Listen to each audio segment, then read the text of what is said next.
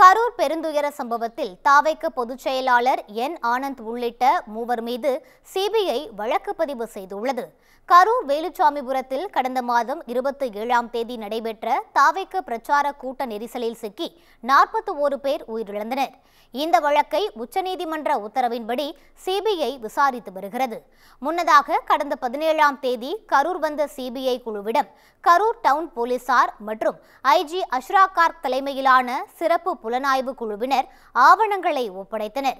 இதையடுத்து கடந்த 22ஆம் தேதி சிபிஐ குழுவைச் சேர்ந்த ஆய்வாளர் மனோகரன் கரூர் குற்றவியல் நீதிமன்றத்தில் முதல் தகவல் அறிக்கையை தாக்கல் செய்தார்.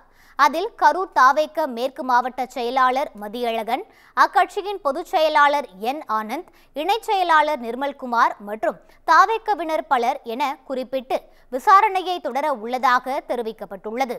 இந்நிலையில் கரூர் குற்றவியல் நீதிமன்றத்தில் சிபிஐ தாக்கல் செய்துள்ள முதல் தகவல் அறிக்கையின் நகலை கேட்டு தாவைக்க வழக்கறிஞர்கள் மனு தாக்கல் செய்தனர்.